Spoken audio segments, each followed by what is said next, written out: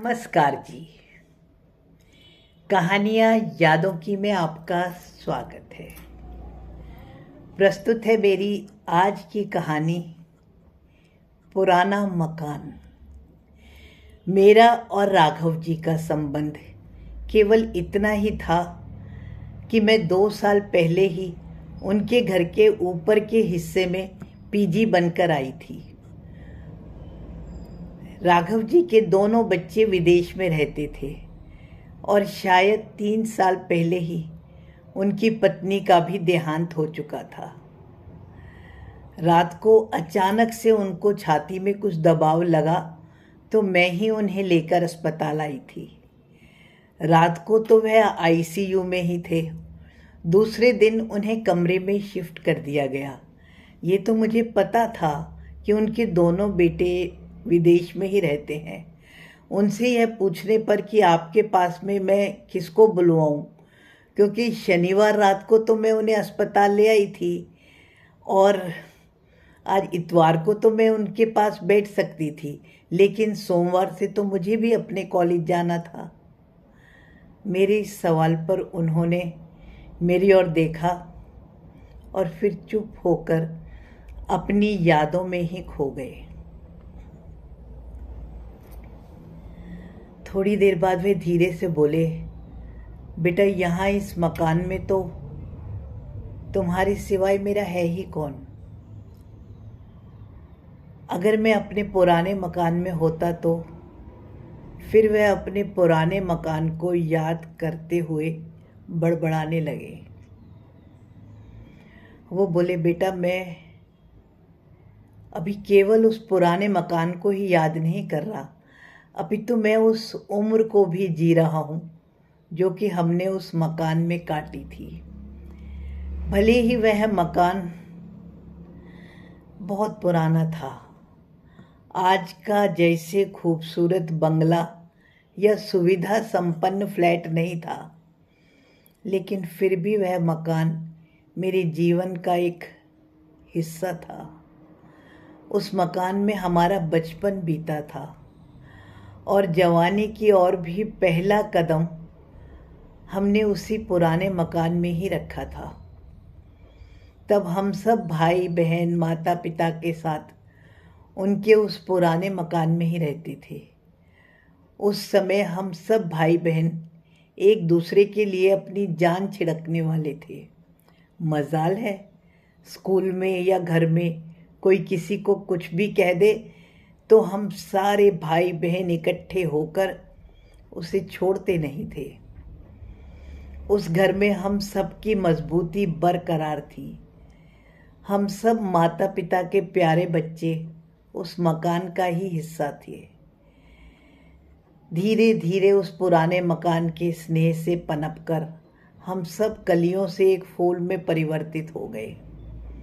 सामाजिक दृष्टि से भी हम सब बेहद होशियार और जीवन के हर क्षेत्र में इतने सफल हो गए थे कि उस मकान में बीती गई उम्र, बचपना और वह हमारा मकान हमें पुराना और बेकार लगने लगा था।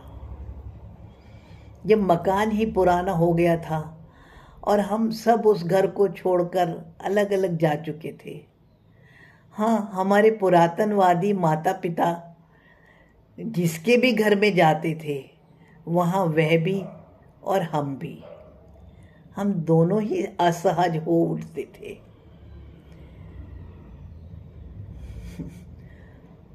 माता पिता की मृत्यु के बाद हम सब भाई बहन इतने अच्छे व्यापारी हो चुके थे कि पुराने मकान के सामान को या पुराने मकान को जो भी कोई हथियाकर अपना बना ले और उससे फ़ायदा बना ले वही सफल कहलाएगा।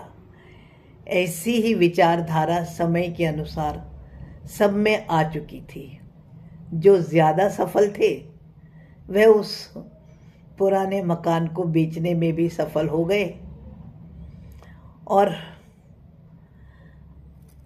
अपने नए मकान में ही अच्छे से जीवन यापन करते रहे। और इस तरह से सबका जीवन बहुत अच्छे से चल पड़ा उस समय हम सब यह भूल बैठे थे कि दुनिया गोल है, समय का पहिया होता है जो कि ऊपर और नीचे ऐसे ही चलता है। आज हमारे बनाए गए नए मकान भी पुराने मकानों में तब्दील हो चुके हैं और हम सब भाई बहन माता पिता के जैसे पुरातनवादी आज रह रहकर फिर से वही पुराना मकान याद आ रहा है जिसमें कि हम सब नए थे। अब समझ में नहीं आ रहा हम अपने बच्चों के मकान में विदेश जाकर रहें भी तो कैसे। आज मेरे सारे भाई बहन भी वृद्ध हो चुके हैं और कमोबेश मेरी वाली ही हालत में हैं। हम एक दूसरे का ख्याल अब चाहकर भी नहीं रख सकते, इसलिए उनमें से किसी को भी कहना बेकार ही है।